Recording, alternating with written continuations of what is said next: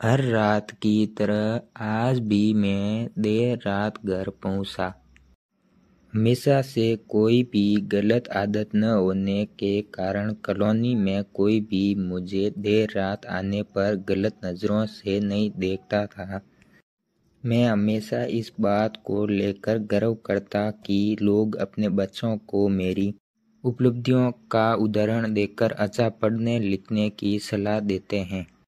खैर, यही सब सोचते हुए मैंने अपनी चाबी से घर का दरवाज़ा खोला। हालांकि मुझे पता था कि जब तक मैं घर नहीं पहुंचता तब तक दीप्ति को नींद नहीं आती थी, पर मैं अपने 5 साल के बेटे चिंटू को नींद से नहीं जगाना चाहता था। दरवाजे की हल्की सी आहट पाकर दीप्ति हमेशा की तरह कमरे से बाहर आई। तब तक मैं मुंह हाथ धोने बाथरूम की तरफ जा चुका था और हमेशा की तरह दीप्ति खाना गर्म करने किचन में चली गई।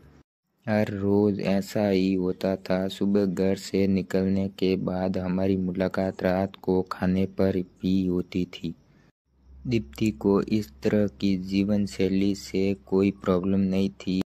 एक हाई क्लास सोसाइटी में अपनी साख बनाने के लिए हर किसी को इस हद तक की मेहनत करना ही पड़ती थी। चिंटू सो गया। खाना खाते हुए मैंने दीप्ति से पूछा, हाँ, काफ़ी देर से आपका इंतज़ार कर रहा था, लेकिन फिर इंतज़ार करते करते ही सो गया। दीप्ति ने शिकायत भरे लिहाजे से कहा, लेकिन हर बार की तरह मैंने मुस्कुरा कर बात को टाल दिया। अगली सुबह रात को देर से सोने के कारण हर रोज़ सुबह देर से ही उठना था, लेकिन जब तक मैं उठता तब तक चिंटू स्कूल चला जाता था। चिंटू की हमेशा से शिकायत रहती कि मैं उसे कभी बाहर घुमाने नहीं ले जाता था और शायद इसी बात को लेकर वो मुझसे नाराज़ भी था। हमेशा की तरह मैंने उठकर दीप्ति को आवाज़ लगाई और बाथरूम में घुस गया। थोड़ी देर में ही दीप्ति नहाने के लिए गर्म पानी ले आई। तुम नहीं होती तो मेरा क्या होता। हमेशा की तरह मैंने पानी की बाल्टी लेते हुए अपना घिसा पीटा डायलॉग मारा और हमेशा की तरह मैंने ही दीप्ति मुस्कुराते हुए खाने की तैयारी करने किचन में चली गई।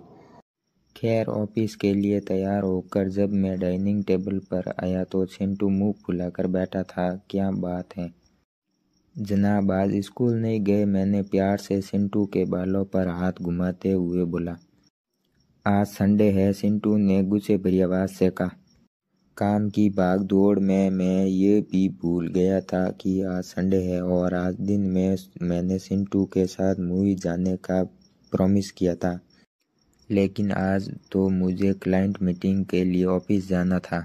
मुझे ऑफिस जाता देख चिंटू को अपना मूवी प्लान खतरे में पड़ता दिखाई दे रहा था और शायद इसीलिए वो मुझसे गुस्से से बात कर रहा था। पापा, आप 1 घंटे के कितने पैसे कमा लेते हो? अचानक चिंटू ने पूछा। चिंटू ने पहले कभी ऐसे रवैये से मुझसे बात नहीं की थी। शायद गुस्से में उसने ऐसा कह दिया था। लगभग 1000 रुपये। मैंने कहा, क्या आप मुझे 500 रुपये उधार दे सकते हो? चिंटू ने कहा, लेकिन तुम्हें पैसा क्यों चाहिए? मैंने थोड़ा गंभीर होते हुए पूछा। मुझे चाहिए, चिंटू ने बनावटी मुंह बनाते हुए कहा। खैर, मैंने चिंटू को 500 रुपये दे दिए। चिंटू उठा और अंदर से अपने कूलर लेके आया। चिंटू ने अपने कूलर से 500 रुपये निकालकर 1000 रुपये मेरे हाथ में रखते हुए कहा, क्या आप कल मुझे आपका 1 घंटा दे सकते हो? मुझे आपके साथ बैठकर खाना खाना है। बहुत बिगड़ रहा है तुम्हारी मम्मी ने तुम्हें। चिंटू की इस हरकत पर मैंने गुस्से से चिंटू को एक थप्पड़ लगाते हुए कहा।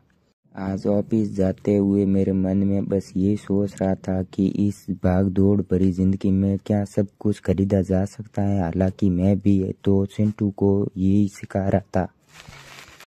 कहानी का तर्क यही है कि परिवार के लिए पैसा कमाने की चाह में हम परिवार को समय देना ही भूल जाते हैं। जिंदगी में सबके बीच में तालमेल बैठाकर चलना ही समझदारी है।